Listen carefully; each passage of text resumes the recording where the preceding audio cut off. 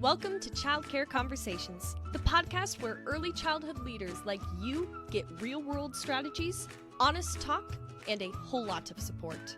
Whether you're running one center or many, we're here to help you lead with confidence and clarity. This episode is brought to you by this quarter's sponsor, Playground, the all-in-one childcare management software.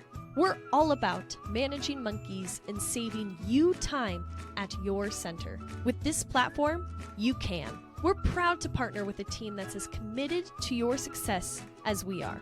Learn more at tryplayground.com. Now, let's get into today's conversation, one we think you're really going to love.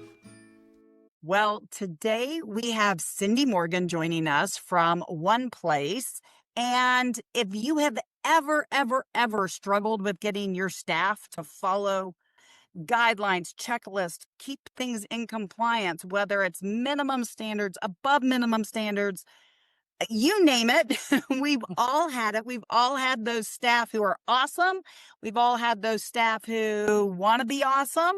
And then we have those staff who, well, let's just say, Cindy, they're warm bodies, right? So today we are going to have a conversation a little bit about compliance, a little bit about different tools that you can use. And I think Cindy and I might even have just some discussion a little bit about what are the issues to getting the needle to move.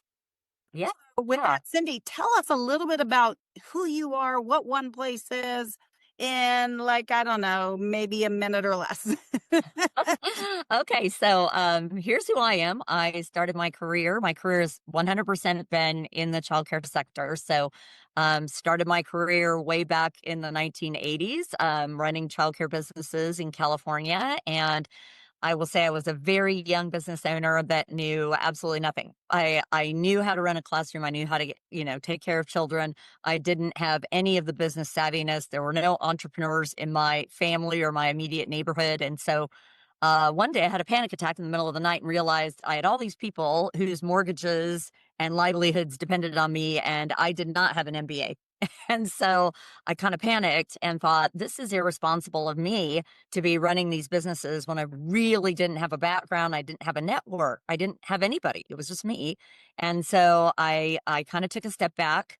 I offloaded my team members to other centers. So I found them all jobs and found my families all homes at other good quality programs, and took a breather and said, I'm going to do something else for a little while until I can, really be sure that I'm doing the right thing. And to be honest, I'm sure that there are a lot of business owners out there right now that probably have those sleepless nights and those panic attacks because you are responsible for so much. But then what happened was I migrated over to the world of the nonprofit sector, and I grew a very large nonprofit organization sponsoring all my friends and colleagues on the food program. So I became a regulatory nerd, and basically I read regulation morning, noon, and night and interpreted them and turned it into common language so people can understand them and comply with them. And then I helped them to build the systems that help them to comply. And I will tell you this, the same thing is true today. It's really the thing that I love most is connecting people, helping them understand what is expected, and then helping them make continuous improvement along that journey. Because you're right, no one is ever going to be 100% in compliance. And I like to use this analogy. Even your best dentist doesn't floss his teeth morning, noon, and night. He just doesn't, okay? Nobody is perfect 365 days a year, right?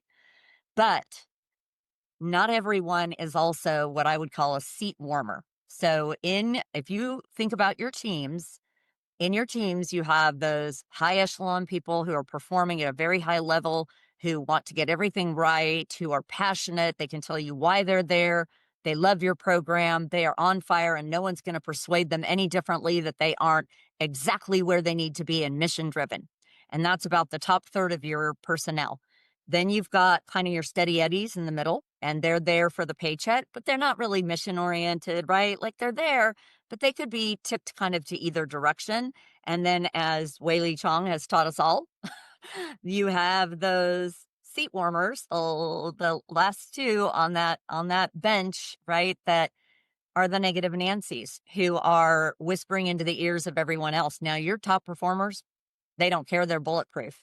But your middle of the roads, if you can't help them to see how they fit into your business and how that is good for them and that they're having impact and that they are progressing in improving along the way, they will become that negative Nancy. So you really want to pour into your staff because they're what keep your families there, right, Kate?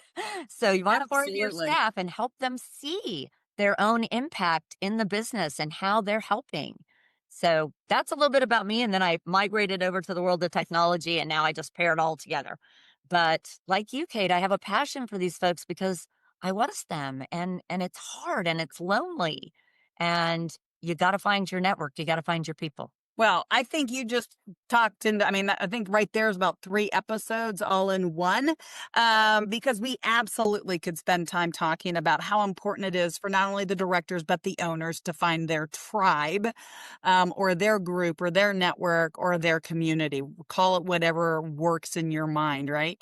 But the other thing that's really cool is that you not only did you take all of these experiences and you've brought them now to something like into technology that you work with. So you are not the founder of the technology, but you do run North America. So I do want folks to understand that this is a global program, lots of experience in other countries, and you now lead North America for One Place. And that what I love about One Place, and so I know Cindy hasn't really given us quite the snippet of it yet, but just think of One Place as your checklist on steroids, and the checklist that works for those folks who maybe don't like a clipboard or find a clipboard a little daunting. And what's great is if they forget something, it kind of nudges them and you as the owner or as the director, their supervisor, to go, hey, I've noticed, according to the dashboard, we've got some problems with our closing checklist. Yeah, So our tell me closing a little routine. bit how One Place maybe even came to be. What's the origin story of One Place? And Super interesting. Super, super interesting. So, it was founded by a man in Auckland, New Zealand. His name is Martin Bing, and he's an accountant by trade. And it was interesting. They actually, one of their first customers was an after school program. And this after school program was struggling to get everyone on the team to put kind of all eyes on safety, making sure that all the little safety protocols that we all have to do, and it really doesn't matter globally where you are, there are minimum standards for caring for other people's children. We all know this and we all want to obey. Everyone wants to be in compliance with those minimum standards. And most of childcare wants to rise to high quality and to accreditation, right? But there's a lot that goes on when you're caring for children. So in order to make sure that those things get done, they were looking for software to help nudge their people in the right direction and to make sure that they could prove to licensing that they had accomplished the minimum standards on a regular and consistent basis. So that's the origin story of One Place. One Place is global. It's being utilized quite extensively in New Zealand, Australia, the United States, and in Canada. And we're branching into some other continents. So hopefully I'll be making a really good announcement soon. But it's really interesting how much we have in common. So over in Australia, it's really taking off like gangbusters over there because they've had some real issues with some unfortunate events, what we might call notifiable or serious incidents with children. And we've had them here too in the United States, the unthinkable things that happen in a classroom that none of us even want to talk about. well, let's Or just talk serious about all the injury. unthinkable things that seem to happen on a bus We or could talk all day about that. That could be one episode, I'm telling that you. could be all one episode. Yeah, absolutely. Yeah. We've seen in the news, right? Child left on the bus. And these things do happen. And it doesn't mean that anyone's evil. It just means that everybody's busy and everybody's focused on other things, maybe at the wrong time. So what One Place does is really it's safer, simpler compliance. Oh, So I love that. What a great I mean, that should be the tagline. That's what all your conference booth and material should just be that well, phrase, because right. one of the things that I know that we talked about briefly was just the component that sometimes we have staff who just, or even ourselves as leadership, we get stuck. We can't move forward. So if it's simple, what would be some reasons why folks don't move forward? Oh, this is a great question. So here's I think where the disconnect is. Everyone is familiar with center management software, right? Where almost everyone is using it to invoice parents, receive electronic payments, to enroll kids, to take attendance, mail counts, all the basics. What they're not thinking about is the operations side of the business, the daily tasks that have to be done in order to prove that you're in compliance. And I keep saying that word prove. You want an evidence trail. You want date and time stamped photographic evidence that these things are being done on a regular basis. And most everyone has some paper checklists inside their organizations that they use as sanitation checklists or transportation checklists, or like you mentioned, an opening and closing checklist, because we want to make sure everything is ready for parents and families when they come in at the beginning of the day. And we want to make sure everything gets locked down at the end of the day, right? So, the one reason that I think people shy away from moving it into a digital platform is that they don't really talk with their team about what it means and why it's good for them, how it's going to make life better for them. So, Okay, so we've got owners and directors listening. So let's talk a little bit about how can a director or an owner who sees the importance of this, but maybe they're stalling, maybe they're getting a little pushback from leadership. What would be some real reasons, maybe even tangible financial reasons why this is not the same as all of the other software? Why do they need to take a peek and move it forward? And or how do they bring these people on board? Maybe that's the better question. do two things. Number one, for owners and directors out there, especially if you're multi site, we all know, even if you're single site, we all know the greatest expense you have is labor. It's always the biggest portion of your budget is going to labor. So never, ever, ever, ever, ever throw a human being at a problem, because if they are spending 10, 15, 20 minutes or an hour doing reports and paperwork, that's time that you are paying them a good amount of money where it could be automated and writing that report for them. That's number one. Number two, if everything is on paper, you are seeing nothing you have no visibility into whether it's getting done, if it's getting done to your standard, and whether or not they're just ticking it off. Now you might say, if you're one of those doubting Thomases, you might say, well, can't they just tick off the questions in the app too? Yes, they can. The difference is you have a dashboard. You start seeing scores of 100% perfect all along for week after week after week. You know somebody is just going through the motions, ticking things. It's very quick and easy to spot those patterns. But more importantly, it's very quick and easy to see your employees performing at one level at one specific point in time and seeing them improve over time, which means you can reward them. You can give them a little gift. You could send them a little gift card. You could have bonuses. Hey, if we all get to 100% enrollment together, we're going to blankety blank, right? Okay. So that's one thing. Right? But you're an owner and you know this. You've tried to do this pitch to your director. Your director's like, I don't have time for something new. Right. Sure. Okay. What is your response to the director or the owner who says, I just don't have time for something new? Yep, I get it. So here's the thing. They're already doing it. They're already doing all of these things anyway. If they do them in a digital platform, it's faster, cheaper, and gives them more information, which will give them hours back in their day. It'll also help them to see where to spend their time. So directors are in this reactive mode all the time.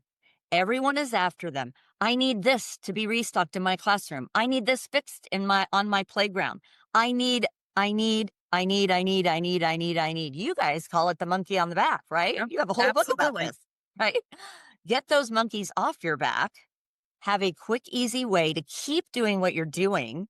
Just bring me your paper and let me digitize it.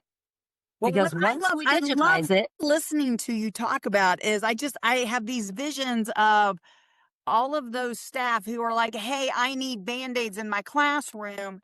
Now that never has to be a phone call or a message or a text to the director. It goes or wherever God you forbid, a go. sticky note. Uh, How many of you are getting sticky notes on your door with, I need this, I need next Tuesday off, I need more construction paper, we ran out of hand soap in the bathroom, whatever that might be. So you by having a system for this, first of all, as they're going through their opening checklist, if they notice they're running out of paper towels in the bathroom, it automatically shoves them into a ticket that is sent off to whoever does the restocking and supplying for your center. No more sticky notes on my director's door about what I need in my classroom. No Love more that. having to gather it all up, right? No more emails about restocking that I've got to shove into a folder and then remember to send to somebody else, right? So, but even more importantly, let's talk about licensing compliance. Let me just give you some radical information here from Just Texas. Just Texas. All I've right. got So now, so just for folks who know, because we do have, listeners all over the globe. So she's Yes. just giving us Texas. If you decide that you want those numbers for your state, here's what I want you to do. In the show notes for this episode, we're going to have a way for you to contact Cindy.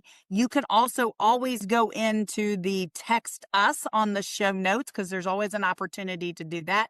We would love to take any of your questions, your requests for data to Cindy, because I know that Cindy's got it for your state. I do. And if you are outside of the U.S., I bet Cindy, if she doesn't have the data for your province, your region, your country, she'd love to go find that research for you. So give her and all those accountants the ability to go get data, because if you're not tracking it, you can't improve it. So, right. So that's the whole data frame. So, okay. So let's talk Texas. So Okay. are we going to talk about those compliance numbers you've shared with I us am. before? I am. Oh, And I think okay. we are going to do some really good reporting on this along with your network, because you have a network of people that might be interested in this. So I would encourage anyone listening to this podcast, go put it in the show notes that you're interested in really hearing. What are the most common citations, licensing citations in your own state? Or if you've got a regulation in your state that just seems like, I cannot understand this. I don't know what they want. I'm always getting a citation in this area. Can you help me understand what their expectation is? My goodness, I want to talk to you because I would love to research that for you and tell you. I had a nice lady on a call yesterday and I'm doing exactly that for her. So here, I'm going to just talk a little bit about Texas, but if you want data from anywhere, it really doesn't matter. I've got all the violation data for all the 50 states. I'm happy to even give you a custom built report for just your own centers. If you've got multiple centers and you want to see how you're doing, yeah, I'll have Kate share my email in the show notes, and you can email me and we'll create a custom report for you with recommendations about how to get on top of those things and what it's likely costing you. Because even if you're not being fined, because once we start getting licensing violations, most states have some enforcement actions. Most of them will give you time to correct the citations, but if you don't, or if you repeat them, then you can get into an area where you're starting to see fines. And those fines are on the rise in every single state. They're going up, up, up.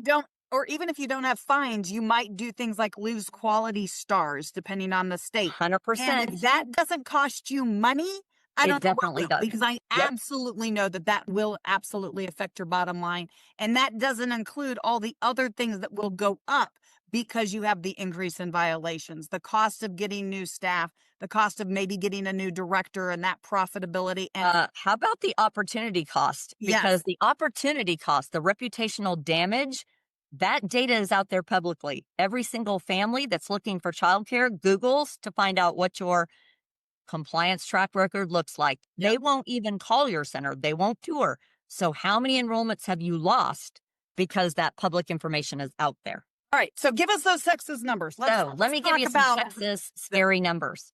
So between 2022 and 2024, there were 11,450 citations just in the area of personnel. Now, I'm just going to take just this one because it'll scare you, and then I'll go on to the next one. So just personnel. This is only in the so category of what is the personnel. what's the percentage? So when you talk about, are we talking like how many citations are we getting in Texas? I mean, for people who Good don't really have question. a clue, Texas Hang on, I can give have you that about in one second. about 5 states worth of child care centers. So we have over And 15,000 licensed child care programs in the state of Texas. mhm. So I just want to So frame that all because a lot all of told, states might go, oh my gosh, they have all these number, like that number is huge. So yeah. might And we're even be going to be better coming if we out with a got it as a report that'll break all that down. yeah. So So I will just give you this: the or total number percentage maybe. of citations. I can probably get to that in a second. I would need my glasses for that, but I'll get that for you. So 51,194 citations were issued between 2022 and 2024 from the Texas So data. I can do fairly quick math. So basically what you're You, telling me is 20% of the there you go. citations are related to staffing. Okay. Okay, Everything so got this is related to personnel. staff Now, personnel. What part yep. of Okay, now let me give you just some examples from that. Great Okay. question, Kate. These are high risk. These are Okay. just some examples of high risk. Let's take this one. The director did not ensure the child care center's daily operations were administered in compliance with minimum standards. The director failed by not reporting to licensing parents two incidents that place children at risk. So all centers are required to report certain child incidents that Right. happen while they're in care. So these weren't reported. Another one. Let me give you another How one. many of those are, I mean, when we talk about I can't tell you that right at the moment. I okay. can only give you some snippets, but in the Okay. report, we'll break all of that down. So the director is allowing staff to be present with pending background checks. So we all know staff have to have a background check before they're ever left in care with children. Obviously, these people maybe got desperate and didn't realize, or got desperate and allowed them to care for children before that background check had been actually passed. And this was a repeated offense for this particular location. And by the way, I don't want to demonize anyone here. A lot of times what happens is it falls through the cracks of the busyness of everything going on. Their intention is to get that background check done. Maybe they remembered putting in the application, thought they received it back because maybe they received another one for a different employee and they just ticked it off in their brain. Hence why you need a system that Absolutely. ensures that you're not making those little common mistakes. All right. So these are not necessarily the paper, or are these the paperwork and training, or are these the No, these staff are reporting? These are more really related to Okay. physically they're being observed personnel infractions. Another one I'll tell you, a 13-year-old was in care changing infant diapers and left alone in a room with 4 infants. Yeah. Okay. These are definite big issues that would give you a heart attack, right? Okay. So now I'm going to go to the second one. The second category has 8,291 citations, and those are around record keeping. Wait. So now, so again, quick math. So we're talking over 15% of all licensing violations in the state of Texas currently are related to, are you telling me paperwork? Paperwork. Paperwork. Okay, I'm sorry. Paperwork. If you are listening to this episode, get your dang ducks in a row, and that means get all your paper in a row. You I have know. no excuse. Cindy Well, got the that tools. You got that other. sounds good, right? But when you start to look at the guidelines of minimum standards, there is a lot of paperwork. And there's a lot of paperwork from day one all the way through things that need to be done daily, weekly, monthly, quarterly, and annually. And to keep all of those little details all on paper means things slip through the cracks. Once you Absolutely. start automating it with little automated notices that remind you when things need to be done and to remind your staff they need to be done and why, that's where the magic really happens. I So, love that. I love that. I love that. I love that. That is what I'm saying. I mean, we talk about systems. We've had guests talk about systems. You guys have heard us talk about systems, I don't know, probably on 3 or 4 episodes over the last few years. We are also talking about compliance and licensing and minimum standards, depending on, what your state or entity calls it. It's all really, really important. And as you can tell, we absolutely could have Cindy on here talking about just numbers for 20 minutes. And what I'm hoping that y'all will do is jump over to the show notes, go check out One Place, ask the questions, is this right for us? I want to know why it's not right for you. That would be the question I want to know, because I can't imagine anybody who's listening to our podcast where this isn't the right thing for them, because Here's all the have, disconnect. everybody's got SOPs. I mean, we get calls regularly from folks who are like, yeah, my biggest to-do list is I keep avoiding writing the SOP. You know what? Have a conversation with Cindy. Let Cindy help you. She might even already have a template that you can go in and use. So with that, Cindy, what is one thing, if you could get this through anybody who's listening's head, this would be the one thing you'd want them to know that you are sure would make a difference in their program, other than, I don't know, taking action? Because we know that's a huge one. But if they're not, how do we get them to even realize that's important? Yeah, I think it boils down to your team is great, right? Like you have all these really wonderful people who are caretakers. That's what they are. They want to teach children, they want to care for children. Probably the owner probably started off their career like me, wanting to care for children. No one likes doing the paperwork, right? Right. Find the easiest, fastest way to make sure that paperwork monkey is off your back. And yes, if you are missing a standard operating procedure and looking for one, I have a network of friends who'll be glad to help you and share with you. We are going to be building a marketplace of really high quality content from leaders within the industry. That's coming soon. We're working on that. But let me give you some examples of these record keeping mistakes. And I guarantee these are all ones that everyone has. Staff records, right? Oh, they're missing a health evaluation. They didn't get the medication permission slip from the parent. Oh, the children's records weren't available for inspection when they got there. Oh, I don't know. Let's see. We're missing a parent's signature on a permission form to go to the field trip. These are such minor things, and software can solve them for you like that. If you're doing them on paper, it's going to take you a while. So And I just want to mention, because we talked about the other softwares, and there's a Yep. whole, that's a plural, right? There's a bunch Yep. of other software. And because of tools like API interfaces and other direct connections, just about every single platform that's out there, regardless of your country, city, state, you guys can make them talk to each other. And I think that is awesome. So don't let the excuse come in, oh, we're using this software. Well, you know what? That software doesn't do this. Right.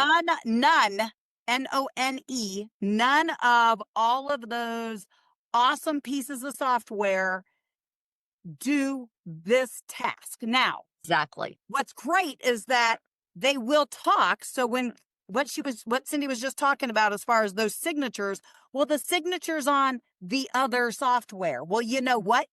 It's going to come over to your One Place dashboard, and it's going to remind whoever is in charge of getting the parent signature that you're still missing one document or one piece of paper or one signature. And Right. you know what? All I have to say, and this is just how we kind of generally close, and I'm being Carrie in this sense. So, if you learn something new, make sure you share the show with someone who needs to know, and follow us on your subscribe or like or whatever it is on your podcast player of choice.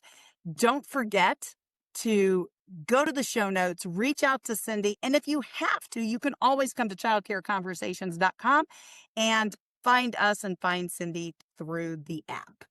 All right. We'll talk to you Love it. soon. Thanks so much for having me, Kate. Thanks for tuning in. We love bringing you real talk and fresh insight from the world of early childhood education. Be sure to follow us on social media to stay connected and catch all of the latest episodes.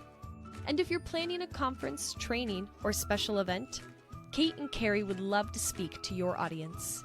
You can learn more about their keynote sessions and workshops at kateandcarrie.com. If you learned something today, share the show and leave us a review below. We'll see you next time on Childcare Conversations.